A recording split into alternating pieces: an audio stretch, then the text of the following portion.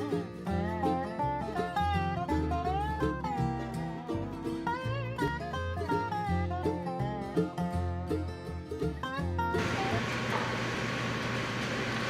there, my name is Aaron Short. Welcome to the Martin Guitar Museum. I told you last week we'd be here, and we are here. Can we get a big round of applause, Maury, on the sound effects? I want to say hi to everyone in the chat. I've been reading your messages. Thank you so much for joining us. And I see that people have donated already. So this week we've got so much to get through in such a short space of time. I can't read out the whole chat, but please chat with each other about what we're doing. And if you've got a question for myself or my guest today, then please send it as a super chat and I will address those questions. All of that money, all of it is going to charity. You can see the info on that on the channel. It's all going directly through YouTube to charity, and I really appreciate that. We've had loads of donations already. But that's not the main reason we're here.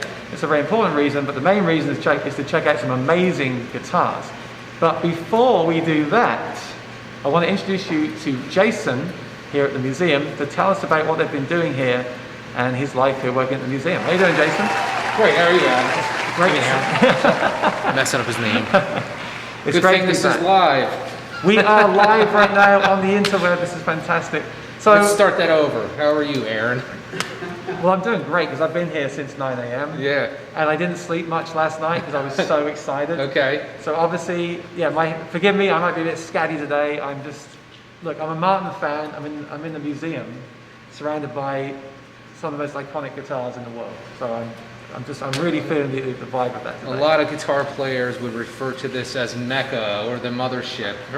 Hear a lot of terms like that when you come to Nazareth. They have been in the social media today. They've been saying that. So let's get to know each other first of all. Okay. So tell us a little bit about you, like where you're from, and how you got working here in the first place. Okay.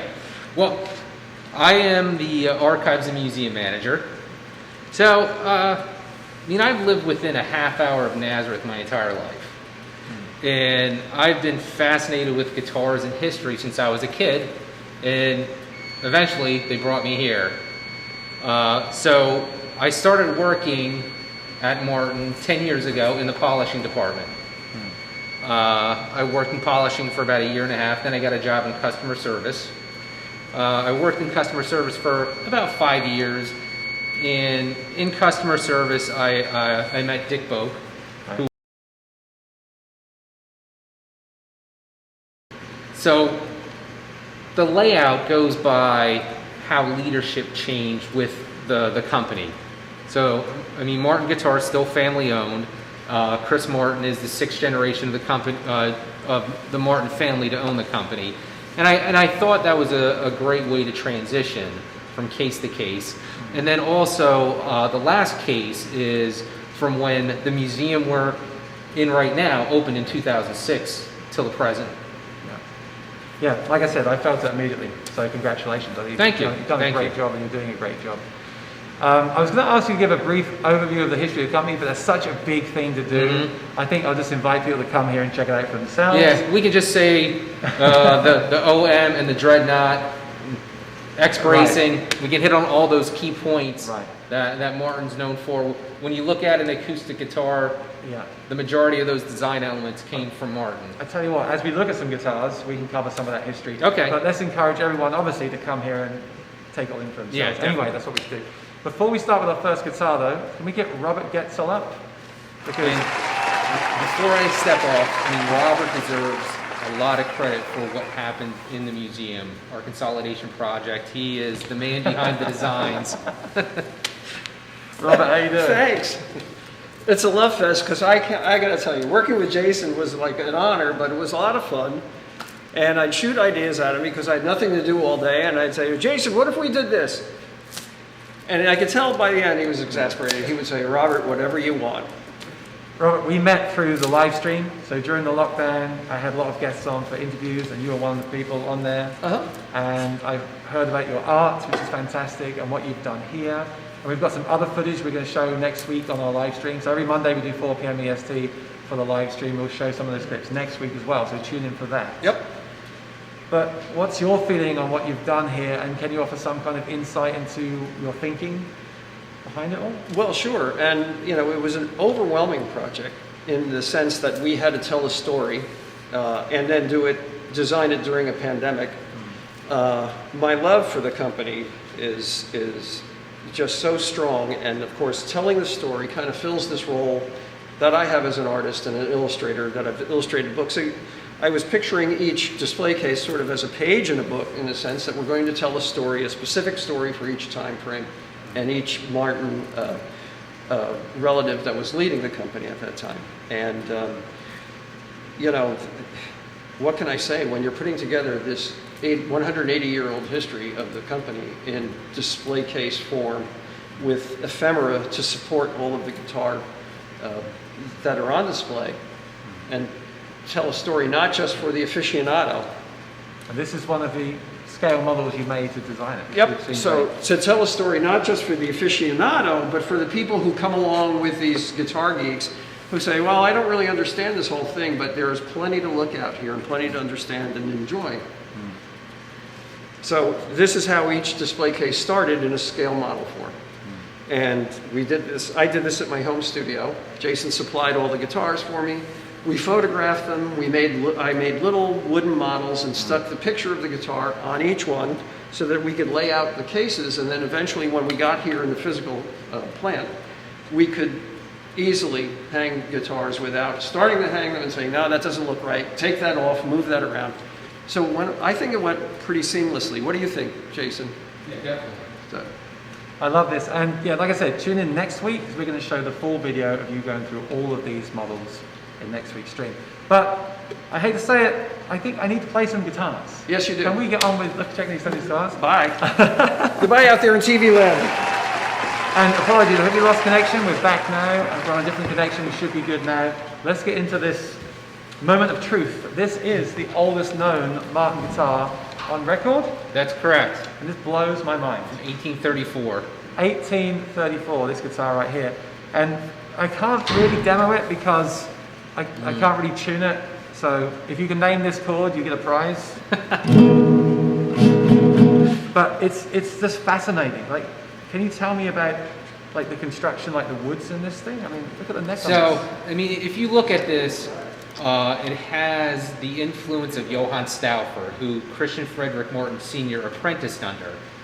And at that time, the violin had a heavy influence on the guitar. So it has maple back and sides like a violin and a spruce top.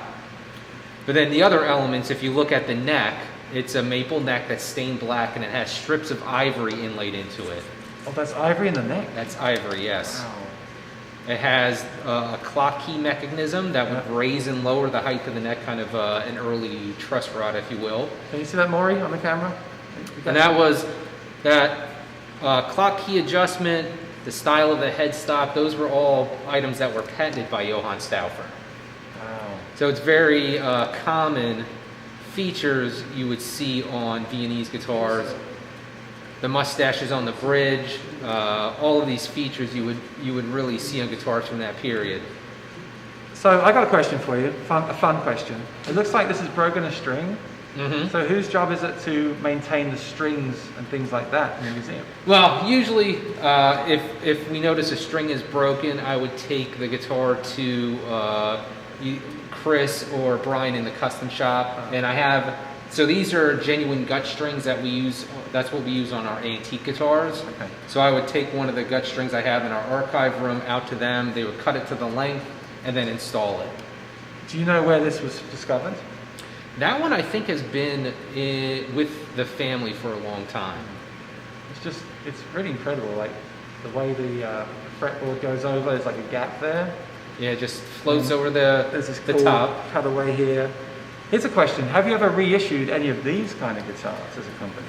I mean, the closest we came to was in 1996, we started building a 00 model that had the Stauffer headstock, similar tuning plate, but nothing ever that size, not a reissue. The Stauffer headstock we've done on a couple of models, but not really. I mean, we do build Terz guitars, which are a similar size, but they're a little bit deeper. We have, Jason, we have this thing on my channel, because Martin guitars, the best thing about them is the smell. Yeah, I've that's got true. a feeling that this one might not have the smell yet of the current Martin. I don't No, I mean, they tend to lose their it's- smell after 188 years, I think. But it's just, it's stunning, isn't it? And maple's not as aromatic as rosewood or mahogany Right, to start out with. But I love on the neck, you've got the stamp here, of course. Yeah, that's how you tell a genuine Martin instrument. Yeah. I mean, early on, since the beginning, they were always stamped C.F. Martin, New York, or C.F. Martin and Company, New York, and then eventually C.F. Martin and Company, Nazareth. And inside it says 196 Hudson Street, which is in New York City. Yep, the original location. Yep. So that's a really beautiful, it's one of the most beautiful instruments I've seen here, but like I said, it's I can't get it in tune, so I can't demo it, but visually that's just absolutely impressive, isn't it? Really Yeah, interesting. the next time you come in, we'll make sure we have 6 strings on that for you. On the bridge. Oh, the little, yes, the mustache bridge with the hearts, and you have the black mastic and pearl inlay on the rosette. Yeah. And the hearts are indicative of Mark McCurchin. Am I correct on that? That community where he came from. Yes. That was very symbolic of that town. Yeah, I mean, because at one point, I think in the late 1800s, Mark McCurchin built about half of the instruments in the world when it came to violins and guitars. So most of these have been selected by our community last week in our chat, but I think there's a couple we've thrown in here as well. It's like throw it, that sounds terrible, doesn't it? We've added in a couple of instruments. Okay. So can you please tell me, while I check this one, what this guitar is? That is the Madame de Goni. Oh, this is the Madame. Okay. Exactly, yes. That is, it's technically a size 1 instrument. It would be the first size 1 because it was something, a brand new body size that C.F. Martin Sr. built for Madame de Goni in 1842. And what's so significant about that guitar, it is the earliest known guitar to have an X-brace top. Oh, so this has X bracing. Exactly. Wow. You got it? So I'm not going to play this one either because to be honest with you, some of these older guitars, they don't feel delicate at all, but I don't want to break anything. And I don't want to like try to force the tuning, but I'll just, so you hear the tone, I'll just play it. I think that's a major 7, right, Maury?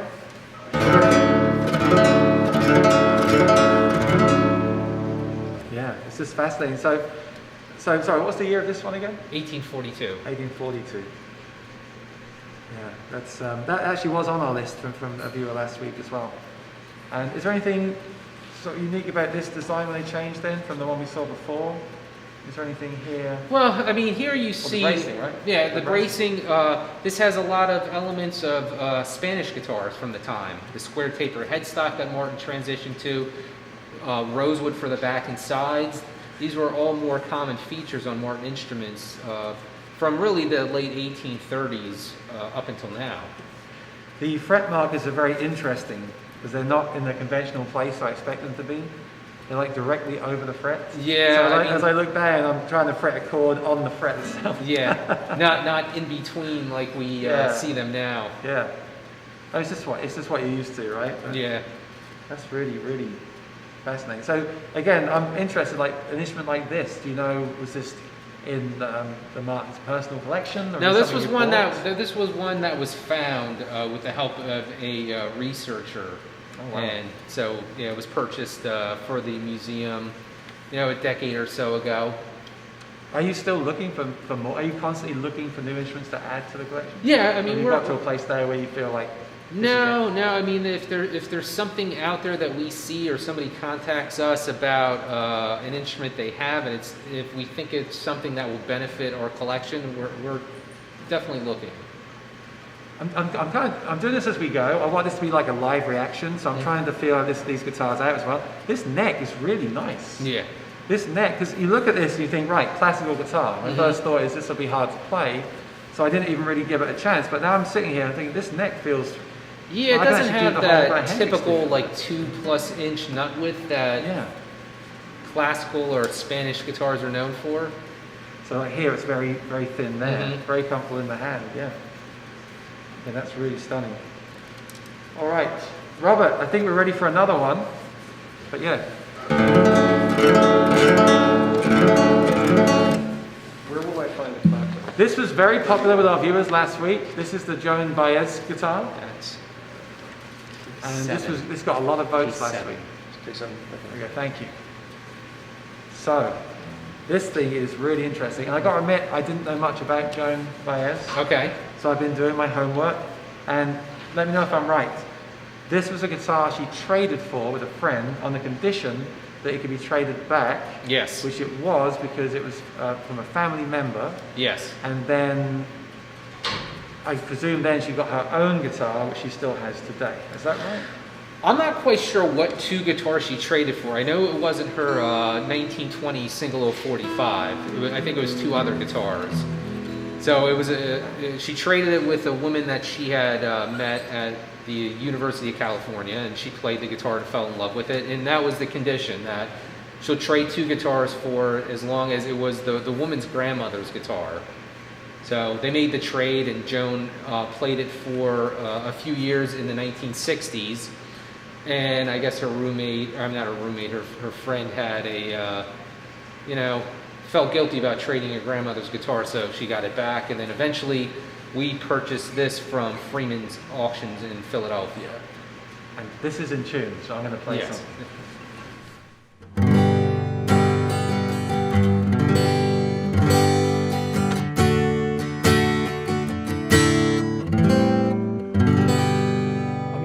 Heavy pick. I feel like this would be better for fingerstyle, but I love the neck on this.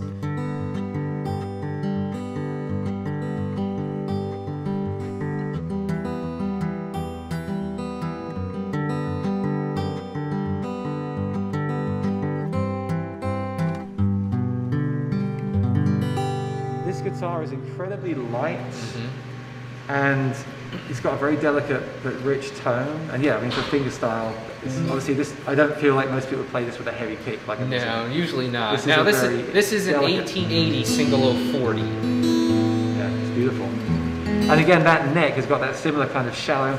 We talk a lot on the stream lately on Mondays about neck shapes. Everyone's obsessed with what's the best neck shape for me. Some of them are very chunky, some of them have a slight V, some of them, the modern guitars are very thin, and you'll go for that. And we talk about that a lot. Now this neck is again, it's very thin. Yes. But it's got that slight V to it. Skip, how you doing? Good. You on video? Do you want to come on and say hello to our viewers? We're live right now. Here, fill in for me, Skip. This is Skip Beltz. He's been on the show as well. I got a secret. I can't. He has many secrets. Hey Jason, am I going to set a alarm? Skip Beltz has many secrets. Yeah, this guitar is so delicate. This is the Joan Baez guitar, Skip. We're just showing here. Nice. Very, very nice. Give us a quick update. How are things going at Martin Guitar right now?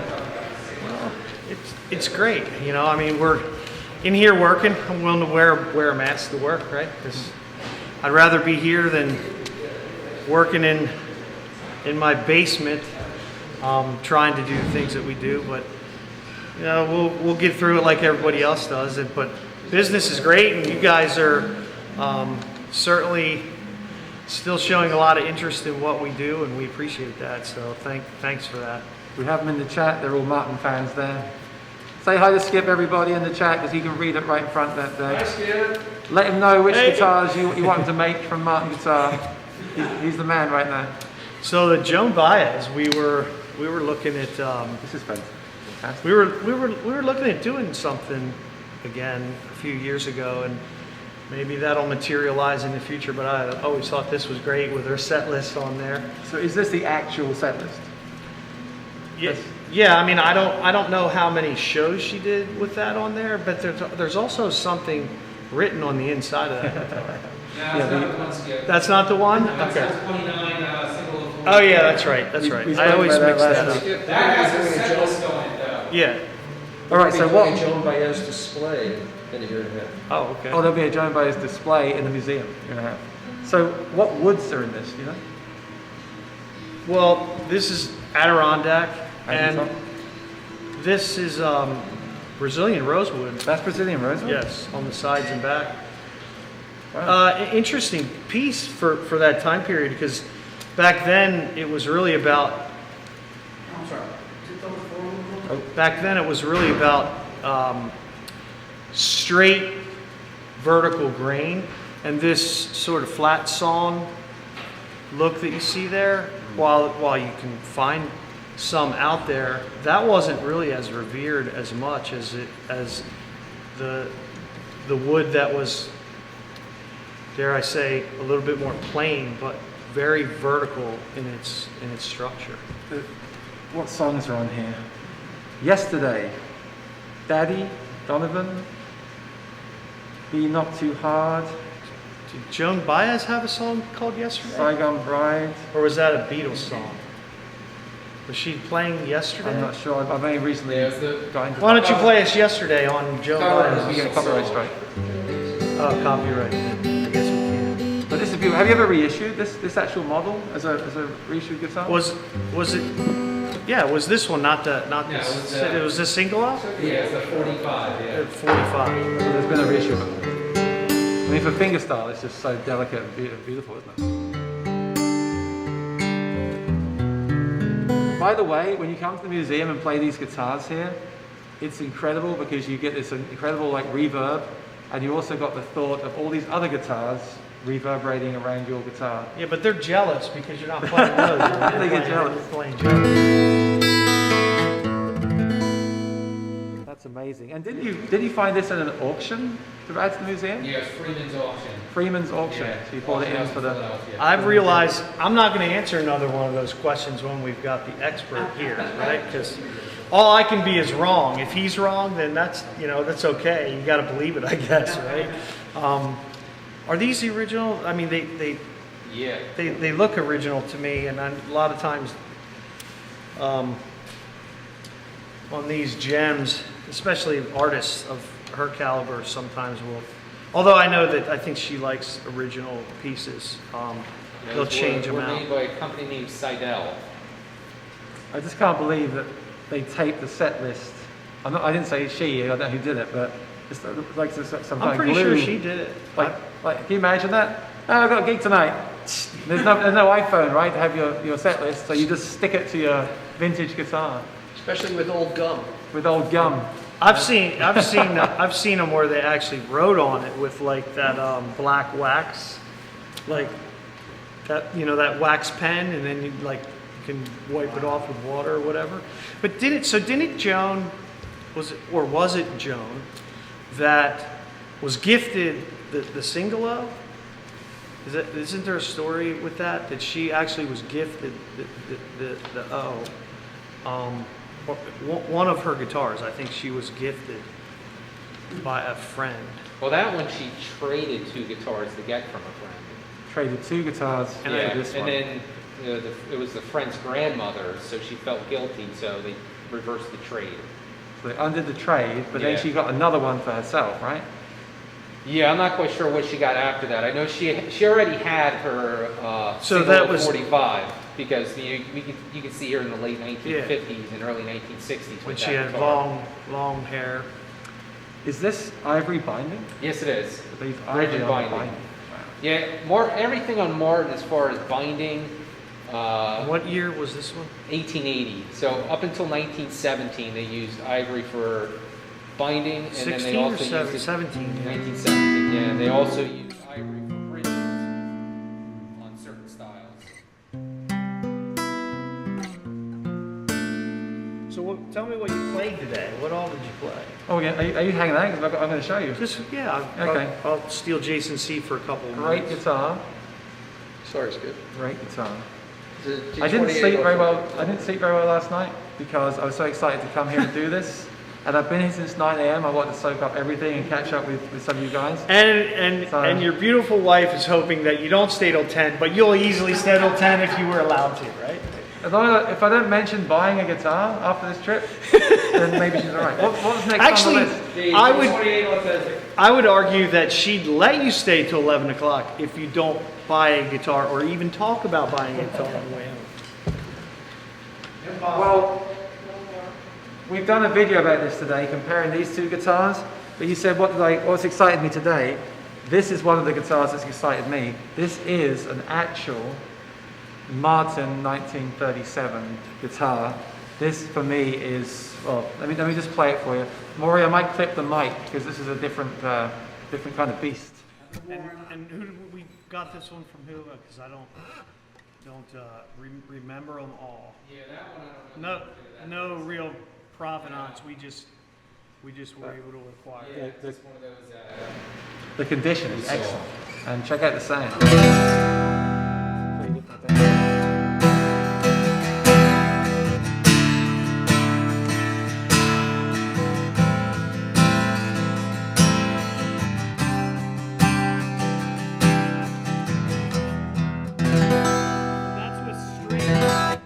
That's with strings that looks like my buddy Ramin was playing them for only a couple hours. Some of us, I had that too, I destroy strings, but those strings are really old. Imagine if we had fresh strings on that thing.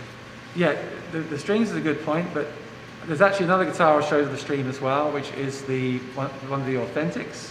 I've been talking about Authentics a lot lately. I love that idea of something accessible and affordable to get you back in the past. But this one has, for me, such a throaty kind of direct sound. Yeah. Like if I don't do much kind of bluegrass, but if you're doing that on a guitar like this, like the way the notes just jump out. Be fun to have Billy Strings Right, pick on a little couple. right. It just like cuts like butter. Oh yeah. But then it's so different to the smaller guitars because with those I have to play delicately, but with this guitar you can just lay in. And you can actually hear this place now kind of like... I can feel it in the seat. Yeah, you can... And there's carpet. It's so loud, it just projects like that, you know? It actually makes me want to play harder because it can take it, which is really cool. But then you also have a prototype of one of the Authentics here as well, which actually, can I just give it one to you? It's interesting because...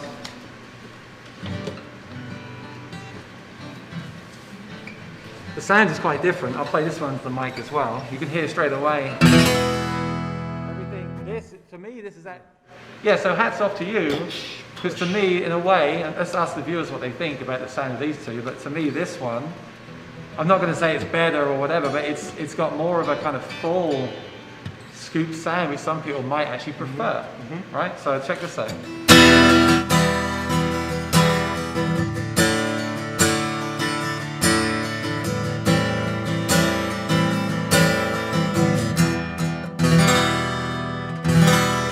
Just like that's what you expect from a dreadnought, right? It's thunderous. Yes, like just pushes you. And this is a D28 Authentic 1937 prototype. So what does the prototype thing? Is this basically what the customers would be buying, or is there something different about the prototypes? Well, somehow? when we do new models, we think we know exactly how we want it to end up. But along the way, we might have to tweak things or make a few changes. So we make a few prototypes so that we can do that. And then once we get it right, then we'll make them actual serial numbers and be production that will be for sale. There occasionally is prototype sales that we offer to the dealers where it might be that guitar that was a prototype, and it'll get out there and might be that gem that you could find. But we keep at least one of all of the guitars that we design and take to market, take to the NAMM show, to offer to dealers and distributors to sell to end consumers. We have one of every one for a long time. That was Chris Martin. Christian Frederick Martin IV, our current chairman of the board. He's recently retired, and he's living the dream. It's been a pretty long dream he's been living, right? 6th generation Martin. That doesn't suck, and he's a good guy, and I'm happy that he's able to enjoy some of that retirement. But he started that quite a while ago, and it really is a unique thing.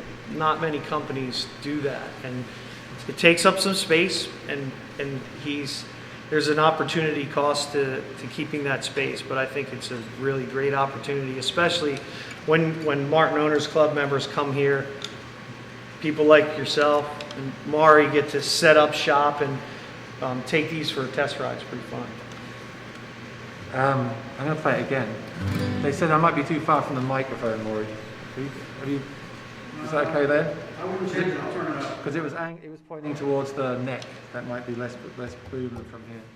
Maury, take that prototype from me. It has no serial number. You can sell it in Europe without violating Martin's international policy. I don't know about that.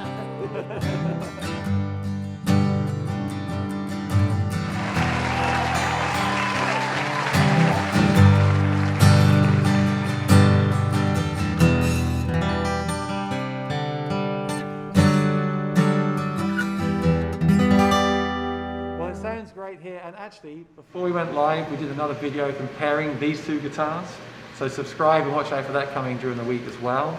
But yeah, I'm trying to be honest with everyone, I have played a couple of these before already. We did some other videos before we went live, so this isn't a true honest reaction, but I am genuinely impressed. This guitar I'm in love with because of the history, which is one thing I love about Martin guitars, the history, right? And this guitar has it in spades because it's from that time. But this guitar, in all honesty, stands up to it for me in person, and I think that's really a great testament. It's a little bit like this too. Just I get to hear these all the time, but not necessarily in this exact fashion. So this was fun. I'm glad I came here right at the perfect time, because this is like daddy, right, or the grandfather, the granddaddy, and this is the young buck that's running around, it's got all that energy, and it's just, powerful. Can do all the things that this can do, but it's bright, it's loud, and it's ready to go. And this one's showing you that you go ahead and have fun, because I can do all that too, and maybe even a little bit better in some things. And the junior can do some things a little bit better than this one can. You see, I got the bug. When we were in Nashville, I went looking at vintage Martins. But that would be a problem if I came home with one of those. So yeah, to me, this is like... What is this about, a good one like this out there on the street, about 80 right now? Like right now? Probably closer to 100. Closer to 100? $100,000. It's come back up to that far? Well, I mean, this one's really nice, so this one would probably, I could see that. But I mean, that's not out of the ballpark, is it? 100,000. Right? No, and in all honesty, playing, like I said, you can never put a value on that history of that instrument. But I'm really impressed today that I was worried what might happen today, because I haven't really done this before. So I just thought, what's going to happen? Is that just going to blow this one away? And I'm just like, I have to get one of them somehow. That's not the case. I mean, actually... Differences of good, right? Check out the video. Check out the video during the week of my reaction, because I closed my eyes and Maury handed the guitars to me. And which one? Oh no, don't tell. We'll give the answer away. I think what I'm telling you now might be contradicting what I did there. But actually playing them now, I can say like there's something about... Well, actually, forget that. I might be wrong. I had such a long day. Maybe I did pick this over that one. Kookie says, if I get that right, Kookie79, he or she, because I don't know, can see how stressed you are already, because you're thinking so hard about leaving the museum. We've been working today. We've been making some videos for the channels, and I swear I can't play because my brain is in, is this the guitar I want to get next? And then you get these guys that say, I can't play, right? Hey, thank you for tuning in with Maury and Aaron today. Everyone's called me Eric today. I said Aaron, it's this mask. I feel like I need to talk louder, and I don't know why, because I'm usually way too loud. But I need to scoot, and I'll see you again at some point. Great, so you come on the live stream sometime. Absolutely. We'll do some more. Thank you, Skip. I said we're buffering, but we're not. We're still moving, I think. All right, so we have to keep going because the time is just flying here. We're at 4:40 already. So yeah, I love this guitar.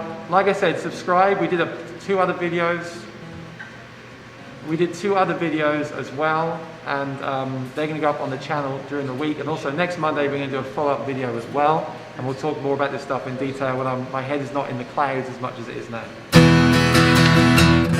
But I can say I love this guitar. Very impressed with that one.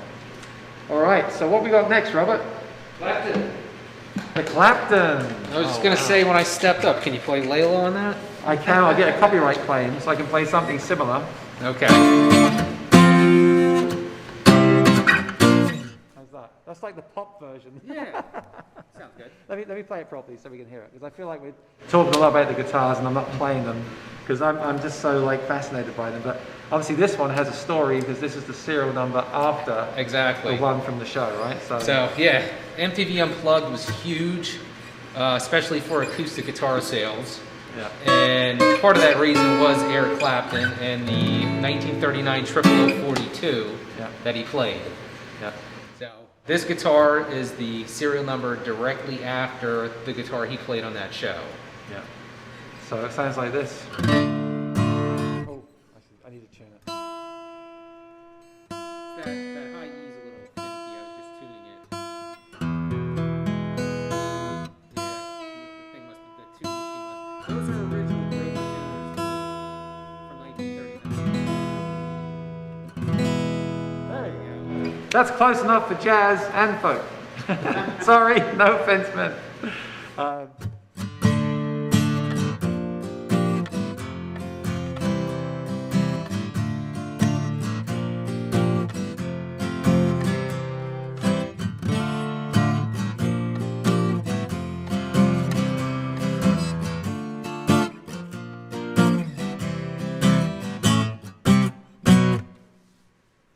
Look, I can play guitar. I'm trying not to get the video claimed by YouTube, all right? So watch me on a Sunday. I'll play it properly for you. But this guitar feels great. Sorry to go off topic. We've spoken so much lately on a Monday on the show about necks. Mm-hmm. Today, I don't know if it's the place, but I don't really have a problem with any of these. I like this neck.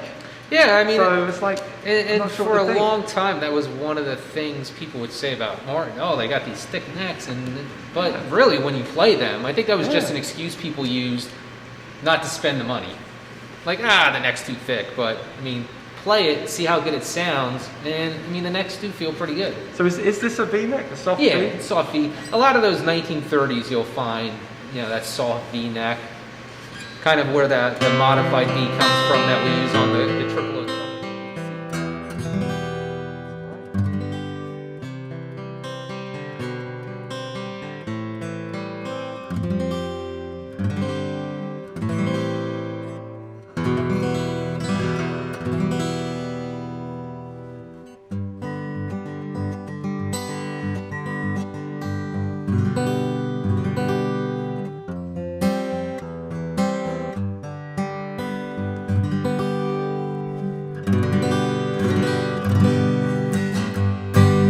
So tell me then, obviously we've all seen Eric Clapton do Unplugged, Mm-hmm.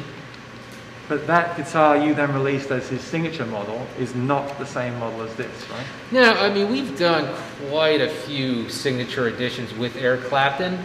It's just that the 0028EC became so popular that it was put in our vintage series for a long time, and we still build it now. We've done a few 0042 Eric Clapton models, a couple varieties of 0028s. So, I mean, it's just, he's an iconic guitarist that has played Martin guitars for decades. And, his choice, triple O's. I really like the neck. So I do say on my stream, everyone's asking me to sniff the sound hole, but it's so hard to do it with a mask on. So, I just, it's not, sorry, sound hole sniffers. We have this thing, sound hole sniffer, because everyone may get a Martin guitar. Yeah. I can do it visually for you. It smells like the factory. Woo! I didn't get to go in the factory and smell the factory. Oh no. I have to smell my guitars tonight. But this is great. So what kind of wood is that on the back and sides? Brazilian rosewood. That's Brazilian? Yep. Now by this time, and I could have pointed out too, on the 1937 D28, Martin had gone to ivory binding. So they stopped using actual ivory. Still ivory, not in saddle, but for the binding, it was ivory.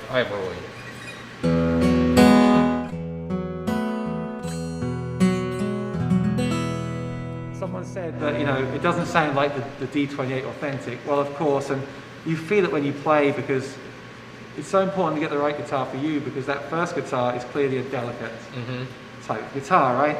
The dreadnoughts, I probably, on the recording, I'm sure I'll watch back and think I just played way too hard. You just feel like you can give that whatever you got. This guitar is in the middle. At the same time, you know, it's a smaller body. You can see why someone like Clapton likes this because it's very comfortable. You can really get in there. Yeah, you really It's a get in shorter there. scale, easier to bend. But like when you're talking about the Dreadnought, it's kind of like the difference between driving a sports car and a sedan. Yeah. I mean, a sports car, you know, you can go a lot faster, so sometimes people do. The saddle looks really low in this guitar. Yeah, it's down a little bit. So that's I mean, that's okay. common for a guitar that you know is 80 plus years old. So what would the next step be if you own a guitar like this? And can you get that higher again by? Would that be a neck reset? Yeah, you could reset the neck. I mean, a lot of times instruments in the museum we like to keep them in the original state. Right, obviously. So you'll notice on a few of them, even when it comes down to the strings. I mean, because they're museum pieces. Sometimes we will change them, but a lot of times it might be the original strings from when we acquired the instrument. I was going to say, I was worried about coming here about breaking a string. And I was thinking, like, are these original strings, or are you like taking them off and preserving them and putting fresh? No, I mean, I'm not quite sure when the last time the strings on this guitar were changed, but they're definitely not from 1939.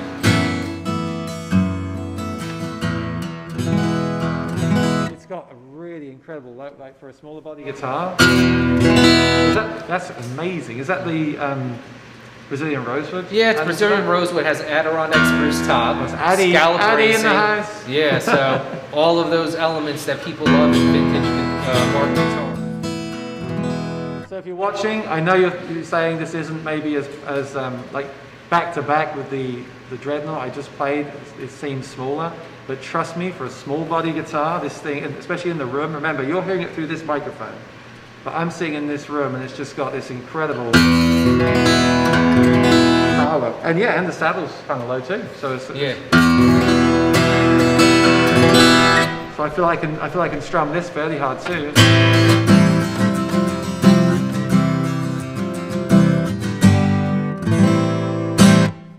And obviously then you're kind of, that just jumps out, which I imagine is again the Brazilian and the Addy and the age. I've noticed lately that older guitars do have this kind of openness to them. Yeah, because I mean, when wood ages, it vibrates more freely. Yeah. And usually they project better, so you hear everything about a vintage guitar better. So sorry, I forgot. What year is this one? 1939. So this is like the authentic 37, 39. That is that real like Yeah, that's golden that. era, right? I mean, that's that prime time for vintage Martin guitars, the golden era, 1929 through World War II. Yeah, I love it. That's what actually. I wasn't going to check this one out. That was Maury's choice to check this Okay. one out. I want to check out the one. You know, everyone knows what I want to check out, but I might prefer this guitar. I mean, and this is a great newer guitar. acquisition of ours. We got it. I mean, everything gets so mixed up because of COVID. It's like you tell time differently, but I'm pretty sure we got it last year. I was here the day you got it. Oh, okay. Oh, I really? was in the lobby when Mike Dickinson and Marine Yeah. made me play it, and that's why I didn't have to play it today. Okay. Oh, we lost the charity. Yeah, sorry. I knew this would happen today. Like normally, I'm at home on my computer, like a pilot or something. I want to give Maury's Music a shout out because he's done all the technology, all the cameras today, brought it all here, the lighting. He's been doing that, and thank you, Maury. And that's what I was going to say, but I'm just laughing because I talk a lot about acoustic guitar pickups on my YouTube channel. And when Robert handed me this guitar, I was going to say, well, this guitar has some weight to it. 'Cause I usually weigh my guitars too. And I was going to say, this guitar has some weight to it. And look down, lo and behold, this is the Leo Fender attempt at electrifying an acoustic guitar. Exactly. Do you have any idea? Oh, sorry. The question was, we lost a charity link. So it's, oh, maybe we lost it when the video, yeah. So what happened was when we lost the stream, we lost the charity link, but I want to say thank you for that as well, because people didn't even ask a question, which was the point of that, to get your questions through. They just donated loads of money to charity through Great. YouTube. That's Yeah. great. What will happen is we lost it because we started the stream again. I have to add it to the stream. So if you watch this video back later, you'll see it then. You can always donate again. But thanks for that. So one of the things about this guitar is not necessarily a player. So I should listen to you before I tried to play it, right? yeah. So we have some instruments in our museum that we have in here, not because they play great, but because of their significance. History, yeah. So as you mentioned, Leo Fender. So this was Leo Fender's first experiment at electrifying a fretted instrument. So at this point, he was building amps and lap steels. And so there was a country musician in Southern California named Fred Clay that owned this guitar. And he knew Leo. And he went into Leo's shop and said, Leo, I'm having trouble being heard in my band. Can you help me out? So Leo took one of his lap steel pickups and mounted it in this 00018. This 1942 00018. Can you see that on the stream? I'm just checking the feed here. Check that out. I wish so bad in a way, that, actually maybe I don't, that we could plug this in and hear this pickup system. Yeah. But I have a feeling that I won't, even though I like Strats too, maybe I won't like this pickup system. Sorry, Leo. Yeah, and unfortunately someone had removed the controls before we acquired it. But it's just crazy, isn't it? It's just like, I can't even think how this would work. I'm sure I talk a lot about pickups on the stream, and I think Kookie's in the chat. I think you'll get a good kick out of this. And sometimes I think it's cool, like some companies now are putting humbuckers and things in acoustic guitars. Well, I mean, I think has its place, but this is Martin clearly, started doing that in the late 1950s. and we're going to get onto that with the next Yeah. guitar. But yeah, this one certainly. Please don't make a comment about the sound of this guitar. It won't be fair. But hats off to this. I didn't even know this existed, and I'm such a fan into this history. I didn't know until last week's stream when you sent me the list of guitars that this was even a thing. So thanks for sharing that with us. Yeah. Yeah, I wish we could have heard it in its true glory days. Play that. So here's the best guitar of the whole bunch of them. This is a Robert Goetzl signature guitar, made by himself, and I'm going to smell the sound hole of this one. Oh, that's the best smelling Martin I've ever had. I think I'll purchase this one. Thanks, guys. Is that Brazilian here? Clyde. I kid. This is the Exotic model plywood. of... Which guitar is this? Might be the 39. That's it. Yeah, it looks like a 00042. That's the Clapton, right? Yeah. Look short scale from there. Short scale, Aaron short scale. Is the feed okay? It looks a bit jumpy. Yeah, okay. yeah. Oh. Let us know in the chat if the feed is okay. I've got a bit stuttering on my phone. All right, thank you. You're welcome. So this is... That's Grandpa. So this is a guitar I've been really fascinated with, the Kurt Cobain MTV Unplugged guitar, with the pickup again. Now this Right. this one's not the unplugged guitar. This is the guitar he owned before he owned that. So the guitar he played on Unplugged was a 1959 D18E. This is a 1953 D18. So mahogany fans, this is one for you. Yep. This is 18 mahogany, very light, of course, Sitka spruce top on this one now. with incredible aging. Wear. Yeah, look at Brazilian the wear. rosewood fingerboard and bridge. How do you wear a guitar like that? I mean, Playing like crazy.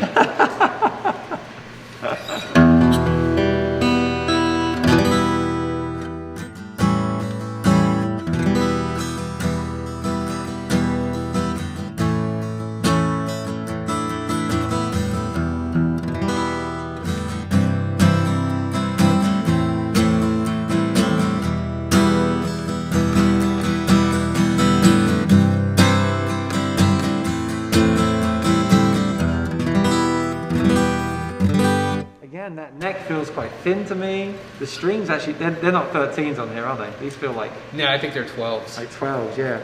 But what was the story with the electrified version then? Was that something that electronics were added to, or No, was that an no. actual model? Yeah, that was an actual model that Martin built in the late 1950s and early 1960s. So they stuck the Armand pickups into 0018s, D18s, and D28s.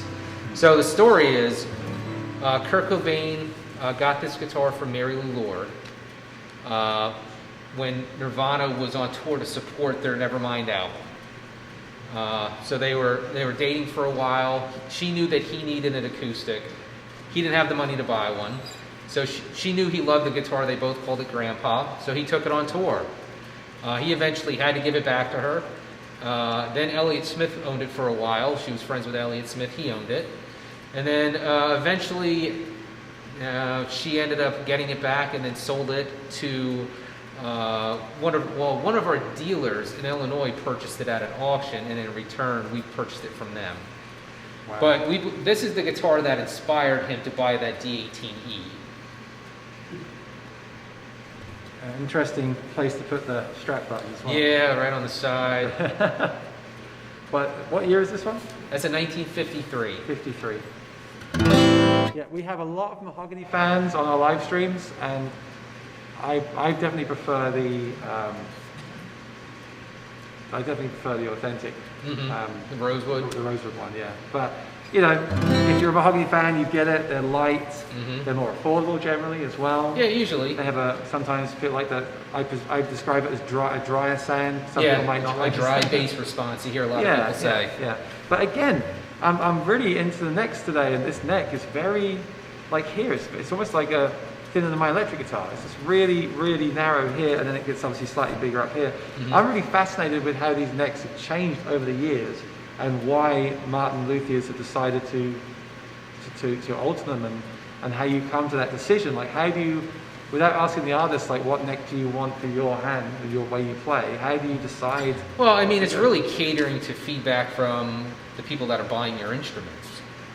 I mean, we do that now. That's why the standard series, everything transitioned from the low profile to the modified low oval with the performing artist taper, because, you know, just as musical taste change, so do the taste in the way the neck should feel, or, you know, different sounds and things like that. So on our standard series, you get a more modern neck profile, but the body is a little more vintage, because, you know, you get the vintage appointments, and then most of the models now have scallop bracing.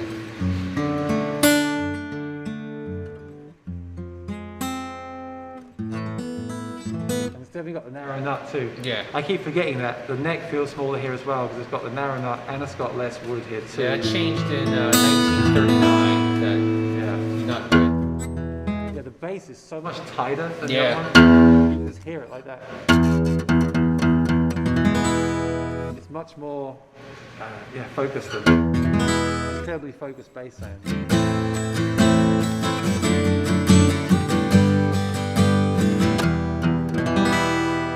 Someone said, why not both? I agree, they're so different that you can have both, for sure. On my channel, I like to say what I usually prefer, just so I'm not sitting on the fence, but I totally get why people like both and own both. Yeah, exactly. How are we doing for time? We're out of time? How many guitars we got left? John Mayer. Just the John Mayer? We got time for one more? Sure. Okay, quick. Say goodnight to Grandpa. Good night, Grandpa. I can tell you about this because I owned one of these briefly, and I stupidly sold it, and I get to play one again. Ooh. Yeah, this is one of the more collectible models built in the past 2 decades. Yeah. As you know, only 404 built, the area code of Atlanta, Georgia. Yeah. So, I mean, this was John's first signature edition with the company. We've done multiple since then.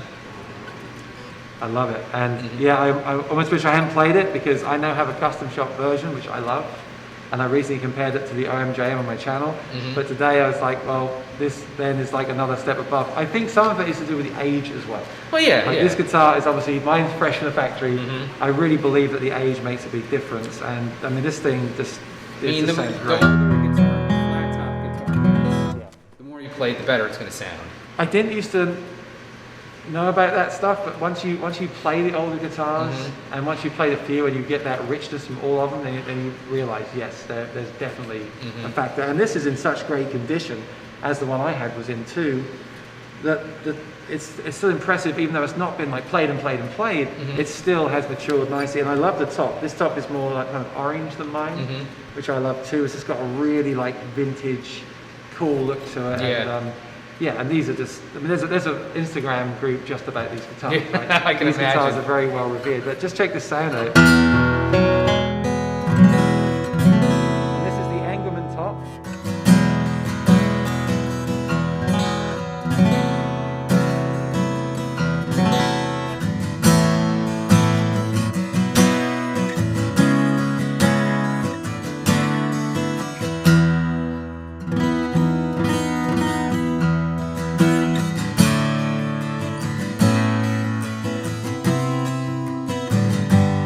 by the way, the action is quite low on here, like compared to mine. But even though it's lower, aside from if I play too hard and it buzzes slightly, the actual tone is so rich, even with that really low action. It's kind of incredible.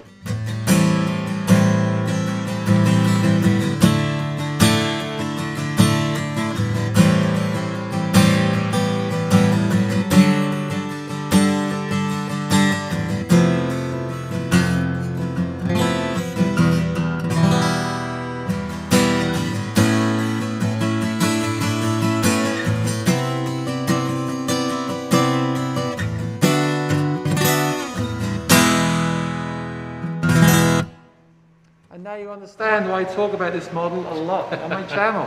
It's phenomenal. And you now have the OM-JM, which is like the production version of this. And the custom I have is very close. But this thing, we should just show it while we've got it in our hands, like this detailing here. The aluminum around here. Yes. The watch decal here on the 12th fret.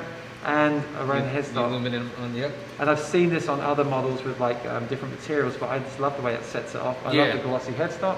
And my favorite thing, I think this should be on all guitars, this abalone rosette. I love it. It just looks so classy without that's being very over the top. common, especially on signature editions and limited editions. And that's East Indian rosewood, right? Yes. On this one. So this is a prototype. This says inside it's number, what is it? 3 of 4. So I imagine John got 1 and 2. Yeah, it's I mean, if you saw him play when we did our Jam in Place, that would have been for NAMM last year. We did the small concert, and he performed for us, and he played his proto. And you can see he plays that a lot. He's got some wear going on the top. Yeah, well, you redid it. There's a video, millions of views, where the guy, Dave Doll, and our repair department. They repaired it. It's an amazing video. And there you go. He just plays and plays and plays and loves it. But yeah, sadly, I am reminded this is a great guitar. But also, remember the age of the guitar. There's a few things I learned today. The age of the guitar matters, really importantly. And then just the way you bond with that neck. It's been so interesting to play guitars throughout the years. And just really discover that. So yeah, everyone knows this is a personal favorite of mine, and I wish you would either bring them back or find number 4. And if you ever sell this one, give me a call. Okay. All right, thank you. No, I'm just kidding. So we've gone all the way from like the first known guitar to a very fairly modern guitar. Of course, there's more modern guitars than this, but in the list we had today. So yeah, I want to thank everyone for joining us. It's been great. I want to thank Maury's Music for doing the technical side today. We did lose connection today, I apologize. It looks technical, man. You should see the table sitting right here. Obviously, live streams, things do go wrong, so I appreciate your patience with this. If you're new here, please subscribe and ring the bell. Next week, we'll go live from home again and show some B-roll, some other footage, and recap our thoughts. I'll try to be more eloquent next week with my thoughts, rather than just rambling about, oh, I love this guitar so much, and my head's just all in the playing. It rolls off. I will try to be more calm next week. But this is great. I want to thank Martin for having us. And I want to congratulate you and Robert on the job you've done here. Thank you. And I encourage everyone to come down and see it for themselves. You can screw it up in the British accent, like smooths it all over. You know what I mean? It's like, you know? And I want to thank Skip Beltz for making a guest appearance as well. All right, thanks for having me. It's been fun. Thank you. Subscribe to Aaron Short Music. Subscribe to Maury's Music. And please join us next week. We'll be live streaming 4 p.m. EST. We'll do a recap episode. I want to thank everyone for watching today and bearing with us. It's been great. I've had a great time. I need to go home and calm down. And I'll just hold on to this as long as I can. Thank you, everyone, for having us. Maury, thank you. We'll see you real soon. Take care, everyone. Bye-bye.